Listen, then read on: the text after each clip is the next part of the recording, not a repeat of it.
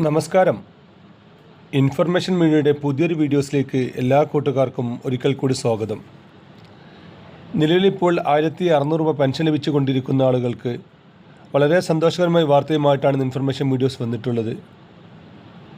1600 രൂപയ്ക്ക് പകരം ഇനി അങ്ങോട്ട് 2000 രൂപയായിരിക്കും ലഭിക്കുക. എന്ന് മുതലായിരിക്കും ഈ ഒരു വർധനവ് ഉണ്ടായിരിക്കുക? ആർക്കെല്ലാമാണ് ഈ വർധനവ് ബാധകമായിരിക്കുക? അതുപോലെ തന്നെ പുതിയ പെൻഷൻ അപേക്ഷിക്കുന്ന ഒരുപാട് ആളുകളുണ്ട്. ഒട്ടുമിക്ക ആളുകളും റിജക്റ്റ് ആവുകയാണ്. അതുപോലെ തന്നെ കഴിഞ്ഞ 2-3 മാസങ്ങളായി നിലവിൽ പെൻഷൻ കിട്ടിക്കൊണ്ടിരിക്കുന്ന ഒരുപാട് ആളുകൾക്ക് പെൻഷൻ മുടങ്ങിയിട്ടുണ്ട്. ഇങ്ങനെയുള്ള ആളുകൾ എന്തെല്ലാം കാര്യങ്ങൾ ശ്രദ്ധിക്കണം? അതുപോലെ മറ്റൊരു കാര്യം, 1600 രൂപയ്ക്ക് പകരം പല ആളുകൾക്കും ഇപ്പോൾ ലഭിച്ചത് 1400, 1300 എന്നിങ്ങനെയാണ്. ബാക്കി ലഭിക്കാനുള്ള 300-200 രൂപ എന്ന് ലഭിക്കും? അതിനെന്തെല്ലാം കാര്യങ്ങൾ മുൻകൂട്ടി ചെയ്തു വെക്കണം എന്നതിനെക്കുറിച്ചെല്ലാം വളരെ വിശദമായി നോക്കാം.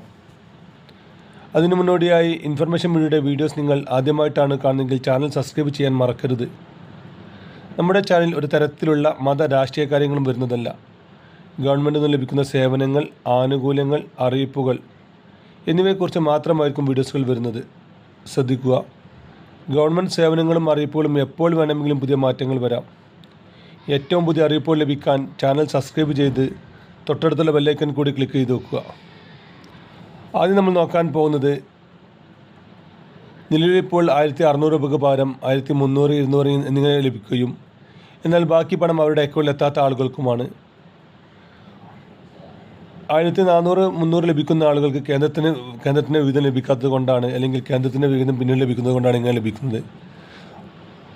ഇങ്ങനെ ലഭിക്കുന്ന പകുതി പേർക്കും പിന്നീട് മറ്റൊരു ദിവസങ്ങളിൽ ഇപ്പോൾ ബാക്കി പണം അക്കൗണ്ടിൽ എത്താറുണ്ട്. എന്നാൽ ബാക്കി കുറച്ച് ആളുകൾക്ക് ഈ പണം പിന്നീട് ലഭിക്കാറില്ല. അങ്ങനെയുള്ള ആളുകൾ അവരുടെ ആധാർ കാർഡ് ഒന്ന് ചെക്ക് ചെയ്യുക. ആധാർ കാർഡിലൊരു പേര്, നിങ്ങളുടെ പെൻഷൻ പോർട്ടലിൽ മറ്റൊരു പേര്, ബാങ്ക് അക്കൗണ്ടിൽ മറ്റൊരു പേര് എന്നിങ്ങനെ മൂന്ന് പേരുകളുള്ള ആളുകളുണ്ട്. അങ്ങനെയുള്ള ആളുകൾക്കാണ് ഇപ്പോൾ ഈ ഒരു പണം പിന്നീട് ഇരിക്കുന്നത്. നിങ്ങൾ ആദ്യം ശ്രദ്ധിക്കേണ്ട കാര്യം, നമ്മുടെ പേരുകളെല്ലാം ക്ലിയർ ആണെന്ന് ഉറപ്പുവരുത്തുക.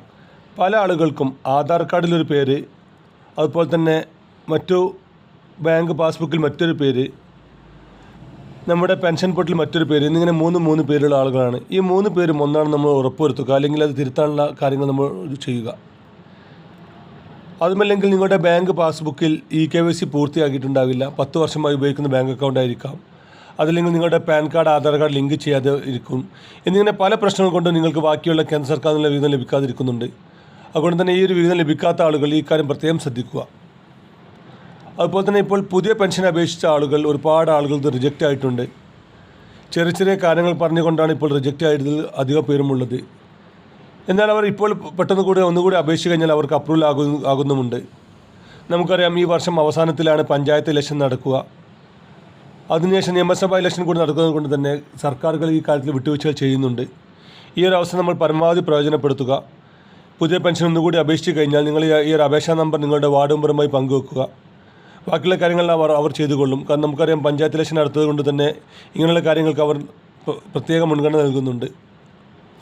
അതുപോലെ തന്നെയാണ് റിജക്റ്റ് ആയ ആളുകൾക്കും അവർക്കും ഇപ്പോൾ പുതിയ പെൻഷൻ അപേക്ഷിക്കാൻ സാധിക്കുന്നുണ്ട്. ഇങ്ങനെയുള്ള കാര്യങ്ങൾ അവരും ശ്രദ്ധിച്ചു കഴിഞ്ഞാൽ അവർക്കും പിന്നീട് പെൻഷൻ ലഭിക്കുന്നതാണ്.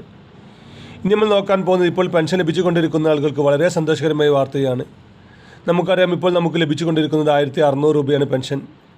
അതിപ്പോൾ എല്ലാ മാസവും നമുക്ക് ലഭിച്ചുകൊണ്ടിരിക്കുന്നുമുണ്ട്. എന്നാൽ ഇനി അങ്ങോട്ട് 1600 രൂപയ്ക്ക് പകരം 2000 രൂപയായിരിക്കും പെൻഷൻ ലഭിക്കുക.